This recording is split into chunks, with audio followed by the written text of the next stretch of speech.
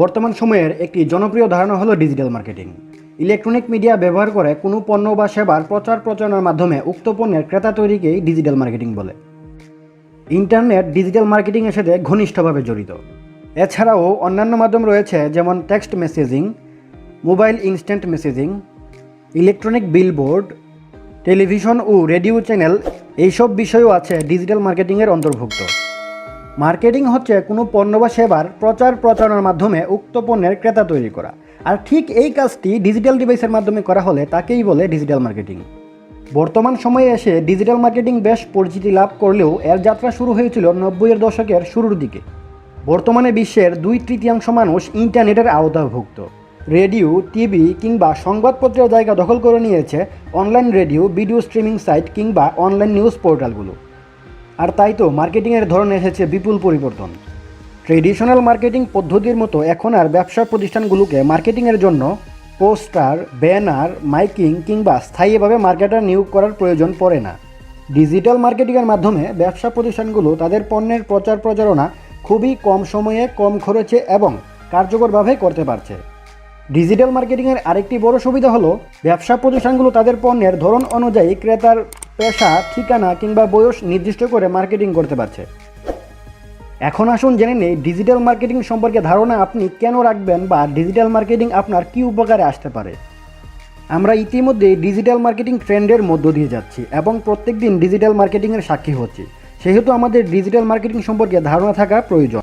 আর আপনি যদি একজন ব্যবসায়ী হয়ে থাকেন তাহলে আপনার মাথায় রাখতে হবে আপনার ক্রেতার একটি বড় অংশ ইন্টারনেট ব্যবহারকারী।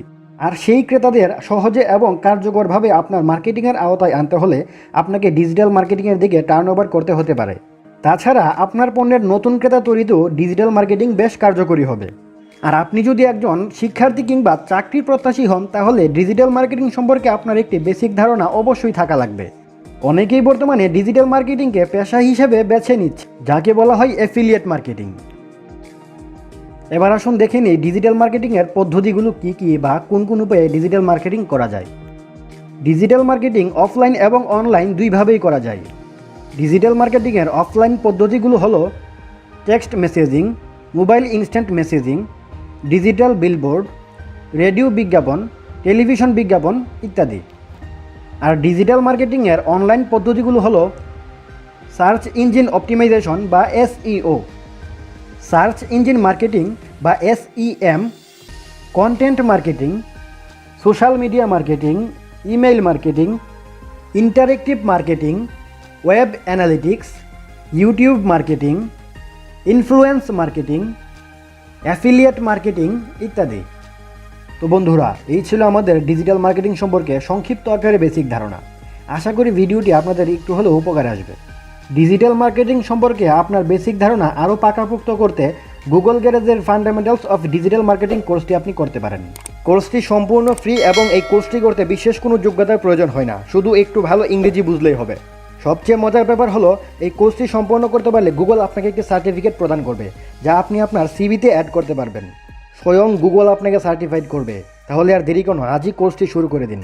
কোর্সটি সম্পর্কে আমাদের একটি সম্পূর্ণ ভিডিও আছে, আপনি চাইলে আই বাটনে ক্লিক করে ভিডিওটি দেখতে পারেন, নতুবা আমি ডেসক্রিপশন বক্সে ওই ভিডিওর লিঙ্ক দিয়ে দেবো, আপনি ওইখান থেকেও দেখতে পারেন।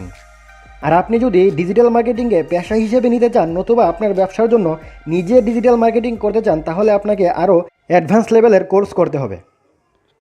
আজকে এই পর্যন্তই। সবাই ভালো থাকবেন, সাবধানে থাকবেন।